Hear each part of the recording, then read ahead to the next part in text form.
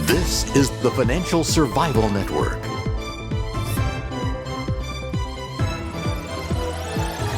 Now more than ever.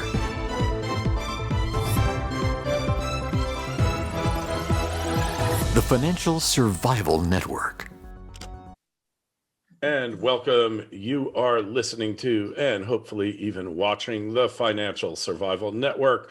I'm Kerry Lutz. Today is 2/23/2021. Well, market, is it starting to give way? Are we actually going to get another bear market, or will the powers that be do everything in their power to stop it from happening? Our good friend Michael Pento is with us now, and his website, pentoport.com. Check him out there. Send us your thoughts. Are we at the beginning of the end for the bull market? And what comes next? We'd love to hear your opinion. Just send us an email to kl@kerrylutz.com and we'll share it with Michael. Michael, welcome back. So a lot's happened since Thanks for having me on, Kerry. Always. And a lot has taken place since we last spoke. What's your take on where we're at now? Well, I think, Kerry, we're finally coming to the end of this grand experiment. I guess you could go back to Alan Greenspan in '87. We had that 23% crash in one day. Can't happen today. We have circuit breakers, but you could still go down 7%. As a matter of fact, the morning of this recording, the Nasdaq was down almost 4%. In 15 minutes. So you can go down 7% and trip the circuit breakers. But we're coming to the end of the experiment here, because ever since Alan Greenspan decided you can monetize and print away and inflate away a problem, we've been doing that off and on. We did it in the Nasdaq bubble, we did it in the housing bubble. I don't want to go through the whole. You got your audience knows. Yeah. So it's easy to ameliorate a deflationary collapse of the economy and asset prices. It's easy. We've done it many, many times. I just said it. We're coming to the end of this experiment because what you need to keep asset bubbles in place is very, very low interest rates, ultra low interest rates. And you kind of need three things to have ultra low interest rates. And when I say ultra low, I mean historically low, $15 trillion around the world of negative yielding sovereign debt. I think you would agree, it's pretty low. So, the fact that you get paid to borrow money is a prima facie case. You being an ex-attorney will understand the language. Are bonds in a bubble? Guilty. Okay. So there's three things. You need growth to be subdued. You need inflation to be quiescent, and you need a central bank that's buying heavily on the long end of the yield curve. We had all three things off and on, mostly on then off, since 2000. Okay, the Fed has been leaning on long-term bonds, buying the heck out of them. We're now buying $120 billion of mortgage-backed securities and treasuries a month, as you are aware, I'm sure, should be aware. Your audience should be aware. And up until now, growth has been a problem, and we've had quiescence, relative quiescence. I'll say relative in CPI, consumer price inflation, the way the Fed reports it. We've had intractable inflation in asset prices. So we're coming to the end of this experiment, Kerry, because all those conditions are going away between now and April, May timeframe. So the second derivative of growth is going to be surging year over year. Inflation is going to be surging above the Fed's asinine 2% target. And I believe if you have any success at all with the vaccines, and clearly the trend for hospitalizations and deaths is going down, thank God. And it might be because the weather's getting warmer, not getting warmer here in the Northeast. And maybe it wasn't getting warmer in Texas, but the spring comes, people get vaccinated, you're going to get some relative reopening of the economy, which means you're going to have the unemployment rate drop. Non-farm payroll reports will be exuberant because you're going to hire back a good portion of the leisure and hospitality sector. So you're going to have growth accelerating, you're going to have inflation accelerating, and you're going to at least put in the minds of investors that Powell's going to have to eventually dial back his quantitative easing program. Now, let's see what happens, Kerry, when those three conditions take place and interest rates start to spike out of control. And here's the ultimate question for you. I'm asking myself this question too, and I think I have a legitimate answer to it.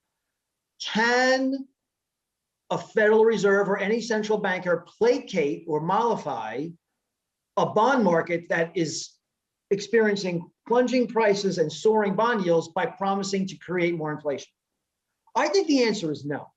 I don't think if it's a genuine revolt, you're going to get that. You're getting it right now. I mean, we were at below 0.5% on the 10-year, then we went to we're now 1.36, 1.37% on the 10-year note in a very, very short period of time. That's just beginning. I think you're going to go all the way to 2% in the next few months.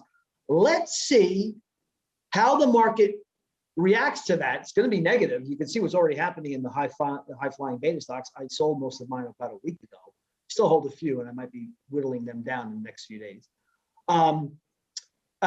And let's see if Mr. Powell can come up in a panic and say, "Oh, don't worry about it. We'll increase QE from 120 billion to 150 billion a month." Well, Kerry, the problem is inflation. So if the problem is inflation, you can't placate the bond market by promising more inflation. This is what's happening right now, and this is what I'm myopically focused on. Yeah, and this is what we call the cure is the disease. Right? Well said. It really is. You just summarized my whole speech in about one sentence. That's why you're the professional. I'm just a money man. Yeah, that's why you get the big bucks here. I call it. But look, you can't monetize your way out, because then the currency becomes worthless. And we've got, by some accounts, $7 trillion worth of monetization to do in the next 24 months. How is that going to help things?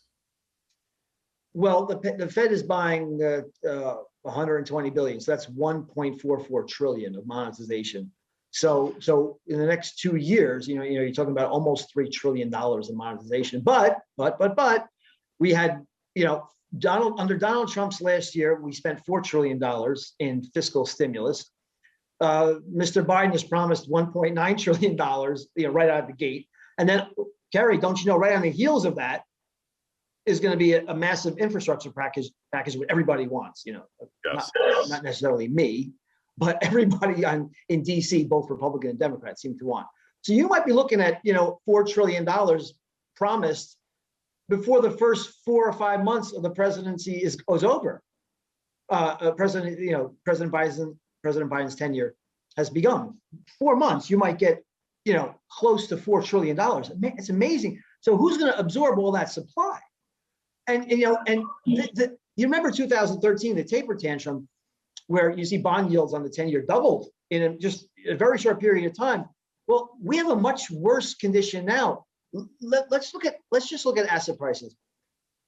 Record bubble. We're about 194% of GDP, total market cap of equities, as of this recording. Kerry, the average of that is below 0.7%. Right. So there's a massive bubble here. You look at price to sales, median PE, a massive bubble in the stock market. 2013, we didn't have that kind of bubble. But the debt of the nation has surged. So back in 2013, the total debt to GDP was 100%. Now we're at almost 130% debt to GDP. If you look at total non-financial business debt, 2013 was 42% of GDP. Today's 83% of GDP. What I'm saying is the next time, and whenever it comes, and it has to come either by Powell's volition or because he's forced to do it because the bond market's in full revolt, he's going to have to taper. Well, the next time Mr. Powell tapers, you're going to have the entire fixed income division of Wall Street. Yeah. Trying to front run the sales that are coming because, after taper comes rising interest rates.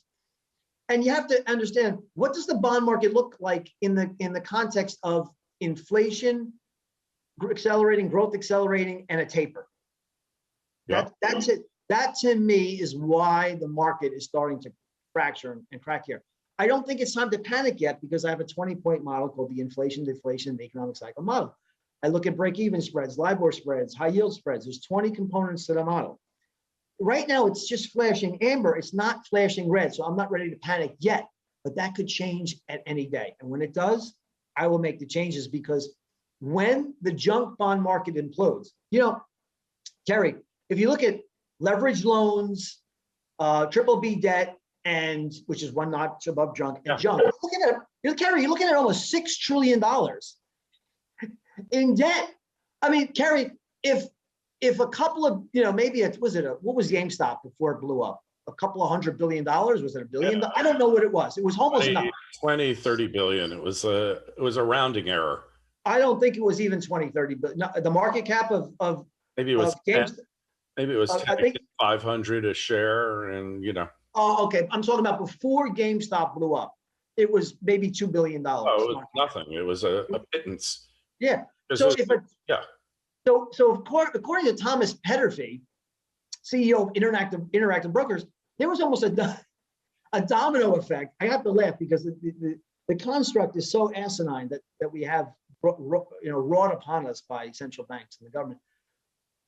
GameStop, which is just like a tsetse fly on a dinosaur, on a brontosaurus, almost brought down the entire financial system, not according to someone who's trying to use hyperbole, according to Thomas Petterfy.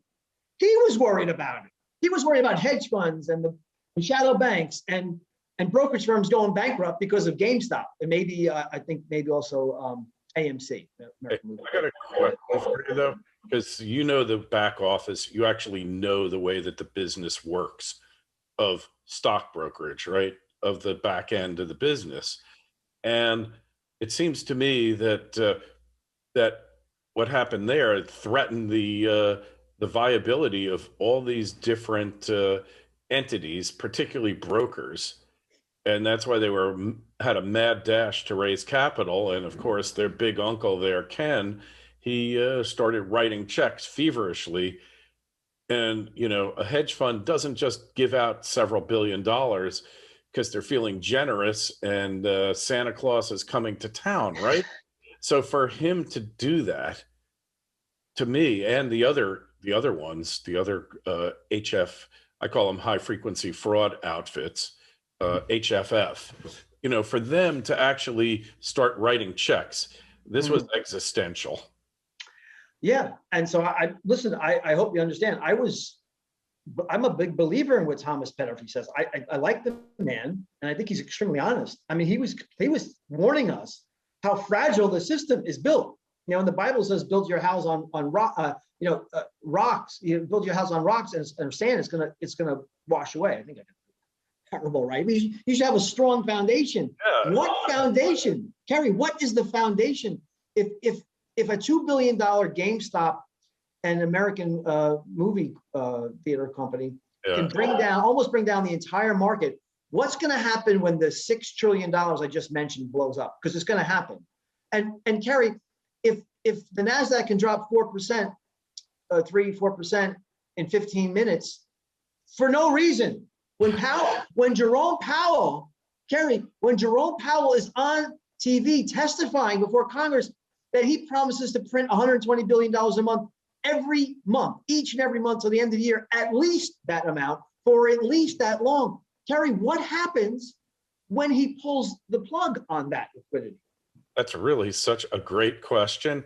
And I wish I could give you, I can give you an answer, but I won't, because it's just not necessary. That's kind of a rhetorical question there, Michael. Let's face it. Yeah. It ain't going to be pretty. And that's why I've been telling people for 11 years, even though many of them thought I was an idiot. Actually, I've been going back to 1999 when I read Harry Brown's book and all of these other guys who said the sky was falling. I thought the sky had fallen in 08 and 09. They figured it out. They kept it going for another 12, 13 years. But here we are, 12, 13 years later, there's been no solutions. The problem has just gotten worse and worse. And the irresponsibility of our so-called leaders has just escalated, and they bear no resemblance to the people we had 20, 30 years ago who I thought were utterly incompetent then. Kerry, you're no idiot, obviously. I mean, look at the size of the brain on your head. Gee, I mean, the alpha waves are going. Listen. People call me an idiot too because Mr. Pento's been bearish for 10 years. Well, first of all, I run an actively managed portfolio. So if I was bearish and short the market for 10 years, I could assure you my business would be out of business instead of growing rapidly. So let's just take care of that. Yeah. You and I were bearish on one thing. I believe you were bearish on one thing. Because I'm not going to speak for you, but let me speak for myself. I was on TV twice a week from 2007, 2008, warning about the collapse in the housing coming. And after it happened, I actually went bullish in January of 2009 on the Kudlow program. I was excoriated during that time. But here's the thing. You could say that I'm a perma bear, you're a perma bear. Here's what I was permanently bearish on, that you cannot ameliorate an over-indebted economy that's addicted to asset bubbles and low interest rates by exponentially increasing all those factors. That is what I was bearish on, and I think that's what you were bearish on. Now, I said that the growth in GDP would be slower than trend, and I was correct. I said that the market in various times would collapse in 2008, collapse in 2018, collapse in 2020, going to collapse again. Again, this is because the foundation is built on sand. That is the reason why. And the bearishness that we had, again, just to be clear, is that we were not building a sustainable and viable economy. That is it. That doesn't mean you and I were always massively long gold and short stocks. I'm speaking for myself. So that's Same here. Same here. After 2013, I realized that they'd pulled off the unthinkable. They were reflating, and that other asset classes clearly were going to outperform the metals. But that didn't mean that, I take issue with you on one thing, Michael. You said the foundation's built on sand. I think they found the biggest sinkhole they could find in Tampa, Florida, and said, perfect, build it here. Yeah. And because it's worse than sand. It's worth, there's no bottom to this stupidity. And we all know, like fractional banking, fractional reserve banking, all these things that you and I have railed against for ages. This is the foundation of the financial system, and it's got nowhere to go. And what's really great is the rest of the world has emulated us, including the emerging economies. China might have more gold than any other country in the world. I don't dispute that for a second. But what good does it do them? Because they're still part of the system, and they can't just opt out, because that would destroy the system. And they can't just build a new system until the old system collapses. So for right now, their gold holdings are kind of like the man said, a barbarous relic, until they aren't anymore, of course. Well, let me just comment on what you just said. One of the reasons why, I love gold and consider myself a gold bug, but I toggle the weighting between 0 and 25% in the portfolio because people have been calling for a US dollar to collapse for decades now. Sometimes the dollar is up and sometimes the dollar is down. And when growth and inflation are accelerating here in the United States, you tend to see the dollar fall. And when the opposite is true, when there's a liquidity crisis, the dollar tends to increase in value. But the reason why the dollar is not headed into the toilet anytime soon against the euro, the yen, the pound, is because every other country is doing the same damn thing that we're doing. Yeah. So how can you hate fiat and you say to yourself, I really hate fiat and I hate dollars, which I do. Let me run into the sanctuary of the yen. I mean, what is that? That's just the euro. Go into you will have to buy hard assets. You should always have 5% physical gold, and then I toggle the weighting of gold in my portfolio between 0 and 25%. Right now we're at almost 0 in the portfolio. So you have to try to be smart about these things. But you said something else that reminded me. I wanted to talk to you about something else. I keep on hearing people on the deep state of financial media. That one guy was on this morning saying, well, in many ways tech stocks are undervalued. And it's nice to chuckle about that, but you think about people's retirement. It's not something to laugh about. When you're charged with people's retirement, it's very, very serious stuff. So I hear these people talking about. You want me to pick up now? Yeah. So I hear these people talking about that the market's not overvalued. This is the biggest bubble in history, and they say it's not overvalued. So they say that. Well, it's not overvalued, so it's not going to crash that much. Well, let's just say this. In 2007, precipice of the Great Recession, the total market cap of equities as compared to GDP was around 100%. Even though it was 94 percentage points lower than it is today, the S&P 500 still fell by 50%. But you don't have a housing bubble today. Just a housing bubble today. You've got a bond bubble, stock bubble, and housing bubble. Here's the truth.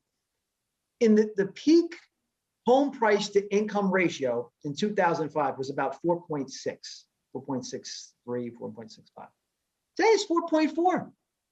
Kerry, we've managed to reinflate the housing bubble and throw a bond bubble and a massive unprecedented stock bubble on top of that. And if you don't think that the stock market can go down 50% over the next few years, think about this. Again, all of the market crashes occurred where there was room for the Fed to do something. Okay, in 2008, Fed funds rate was 5.25%. Took it down to zero. 2000, it was over 6%. Took it down to zero. If we have an inflationary insolvency implosion of the bond market, Kerry, and the stock market goes down, what are they going to take interest rates to, Kerry? -5? I mean, if they if the deposit rate at a bank was -5%, how many people you'd have a run on the bank? That's why I think they're going to launch a public cryptocurrency. So they ban private cryptocurrencies and I think India is doing that right. They're looking to do that right now. Yeah, you're right. We do not want Bitcoin. We are not going to let you usurp the power we have over our currency. Not going to happen. Not going to happen without a fight. No, So, I tell people that, and they think I'm an idiot, honestly. But again, the one power. What is the one power that the government has above all others? And that is the sovereign power of printing money, right? I mean, that's just it. There is. Why would they relinquish? Why in the world? This is what I listen. I'm empathetic with cryptocurrencies. I understand the progenitor of the idea. You don't trust fiats. Well, great. Well, the whole thing about cryptocurrencies, it's decentralized. Okay, it's decentralized and anonymous and immutable. Then why are you wanting it to be traded on Wall Street? Why do you want it to be subject to AML and KYC laws? Well, the government comes in and says, you know what, we want to track we want to impose a negative interest rate on the banks. We have to ban all cash. We have to then have a cryptocurrency that's issued by the Fed, called a Fed coin, okay, or something like that. And we're banning private. We're not going to relinquish our ability to inflate the economy because there's 21 million units of Bitcoin available, unless it works, whatever. So they're going to say, why are we going to relinquish the power to control the purchasing power of the dollar and be able to try to inflate our way out of debt bubbles? Because why? They'll say, look, listen, cryptocurrencies, you are illegal. Anyone caught commercing in cryptocurrency goes to jail or is subject to fine. You can't go to an exchange to buy it. I know. If Coinbase is wiped off the map, you'll have no liquidity. So I mean, you can't obliterate cryptocurrencies totally, Bitcoin, but you can make sure they're not trading at $50,000 a unit. That's easy to do if you're the government. That's what I'm afraid of. Pose this to you. What if tomorrow you could get 5 years in jail for possession with intent to distribute Bitcoin? Yeah. Right? So what would happen to the price? So all of Wall Street would have to vomit out all of these ETFs that they're proposing, MicroStrategies, all these funds that are, Tesla would have to dump all of its Bitcoins that it's holding instead of cash. It's illegal. So, what would the price be if it was illegal to hold or conduct commerce in Bitcoin? And by the way, when you go to download a Bitcoin, you have to have a wallet. You have to have a digital wallet. Well, there's platforms you have to go to, public platforms where everybody can see what you're doing. So it would be relegated to the dark web and for illicit transactions. And I don't know what the value is, maybe a few $100 a unit or whatever. I don't know what that is, but it doesn't even have any utility. I don't agree with Janet Yellen on anything, but when she says, and I know that's I think Bitcoin can conduct 5 transactions a second. I mean, what kind of currency, what kind of currency would it ever make? It takes a tremendous amount of energy to conduct a transaction. If you can only conduct 5 transactions a second, it can never be a currency. So if it's not a currency, it's not unique, because anybody in the world can create a cryptocurrency pretty much. And I just created one. I don't know if you heard about it. It's called Ponzi coin. If you get in early, you can really make a fortune. But if you're the last one in, I wouldn't want to be in your position. And, it has no utility. It can't be a currency. Anybody can create a blockchain and have a cryptocurrency. So if it serves the same purpose as Bitcoin, well, doesn't that, kind of diminish the value of everyone else that's in existence? And then government can ban it very easily. I'll give you one better. You have to, in order to keep the blockchain, to maintain it, you've got to have these nodes. And Bitcoin only has 10,000 of them in the world, and a large chunk of them are in China. But if it's made illegal, they know exactly where the nodes are. They can either remotely neutralize the nodes, they've got the technology, the hacking technology, or they just send somebody to your door who then rips out your server. And you do that enough, and then if you block all the other remaining nodes just for a short period of time, for a day or two, that's kind of the end of your cryptocurrency. Because if you lose price discovery on a cryptocurrency for several hours, will damage its credibility a day. But imagine 72 hours, Michael, where you can't find out what your Bitcoin's worth. Well, there's so many ways to get at it. That is a great example of what could happen. Or you could just banish all exchanges. It's illegal. They're illegal. And then what do? How do you know what your price is? Where's the liquidity? Where's the transparency? So listen, I'm not here to bash cryptocurrency. I absolutely, love the people behind it. I'm very smart people. They're trying to get away from fiat, but it is a manifestation. Let's be honest. It is a paragon manifestation of the everything bubble. And when this bubble crashes, when the real estate bubble, bond bubble, and equity bubble crashes, I can virtually guarantee you. I can't guarantee anything. I said virtually. Well, life, death, and taxes, you can pretty much guarantee. So let me rephrase that. I can't guarantee. I'm very confident that cryptocurrencies will crash right alongside, because it's just a manifestation of the massive liquidity bubble engendered by your friend Jerome Powell.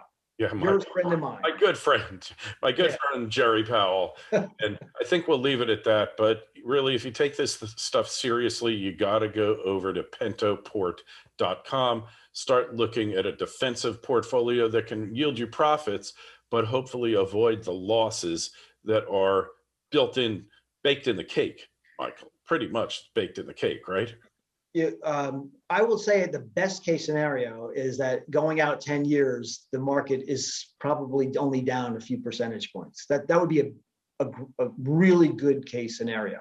When valuations are this stretched, you're going to have almost no return, maybe a negative return over the next decade. But that wouldn't be so bad. That's bad enough, but it wouldn't be so terrible, except that in the interim, you're very likely to have an absolute meltdown of prices and then make your way back up. Now, who in the world who's approaching retirement wants to have, for the 4th time in the last 20 years, most of their life savings wiped out. Who wants to do that? You can't, you have to be a little smarter. It's difficult to do. I mean, I could, 95% of Wall Street are just salespeople. Give me your money. I'll plug it into some model, based upon your, modern portfolio theory and depending on your age. And then, I'll go on to the next guy. But you have to have yourself in an actively managed portfolio that at least tries to, doesn't guarantee anything, but tries to intelligently map and model the economy based on the second derivative of growth and inflation. And I've been doing it for 8 years. The real economy. Hey, we've known you for many, many years, Michael. It's great to have you back on the show. Any questions for Michael? Just send an email to kl@kerrylutz.com. Make sure you go to our site, Financial Survival Network, sign up for a free newsletter. Michael, we will talk to you again real soon. Be well. Thank you so much for having me back on.